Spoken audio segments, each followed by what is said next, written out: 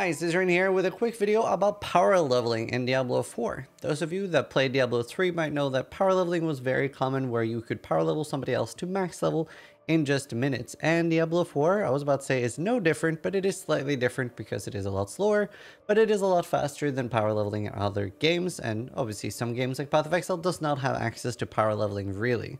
So that's what we're going to talk about in this video. Now, do remember, if you don't want to skip everything and you don't want to get boosted, then this is probably not the video for you.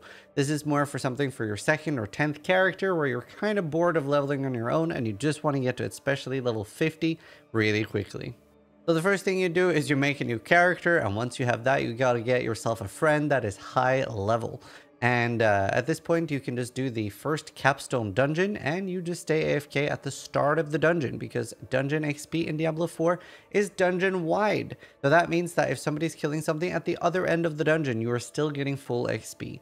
So first, you need to start at world level 2 to be able to find the first capstone dungeon. It's in the cathedral right here. And then once you've finished this and gotten a bunch of levels, you go to the next capstone dungeon. And somebody ideally needs to run you there, and you know, they'll probably have a waypoint very close. It's over here on the map, and boom, off you go. Same thing again, you stay AFK at the start of the dungeon. You do need to be a little careful. Things like mortar can hit from pretty far away, so you might have to dodge some missiles and stuff, but it is pretty safe for the most part. And once you've got the 2 capstone dungeons done, now you can go do the Champion's Demise dungeon, and this is very, very safe. There's no monsters at the start. Somebody else just runs there, and you stay AFK at the start. Obviously, be careful in case a monster moves close to you, and have an escape or scroll of escape ready. But being generally very, very safe. Every few runs, you do want to pick up legendaries and uniques, because once the dungeon has dropped more than 10, it'll just start deleting the additional ones.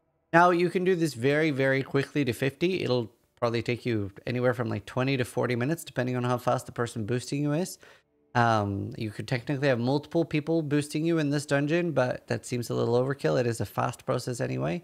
So this is good if you want to completely skip everything and go directly to level 50.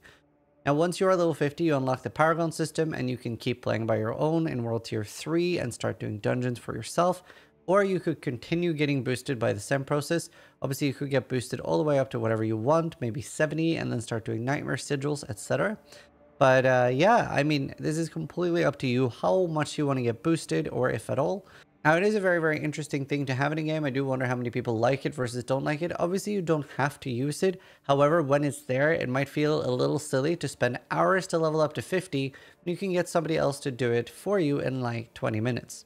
So, yeah, I haven't fully made up my mind how I feel about it. Obviously, Diablo 4 is a more casual game, so it probably is a good thing that people have access to it. And a lot of people don't want to deal with the low levels and just, boom, start at like a mapping level where they have a more fleshed out character and can start blasting with that. So either way, I think it's fine. Use it if you want it, and don't use it if you don't. You also have the option to complete the campaign multiple times if you so desire, or you could just skip it entirely, which is what I've done on my rogue now.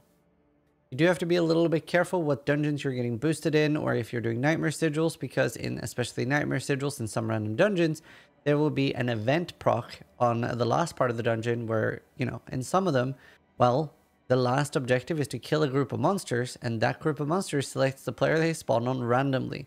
So we've seen other groups of players getting boosted in other dungeons than the Champion's Demise, and boom, there's a group of monsters instantly teleporting on top of them, one-shotting them, and they die and have to start over again. Now, another thing that's pretty important for boosting is that you are not going to have any gear. You will get some legendary items that you can use, but you are probably not going to get a legendary item for every single piece.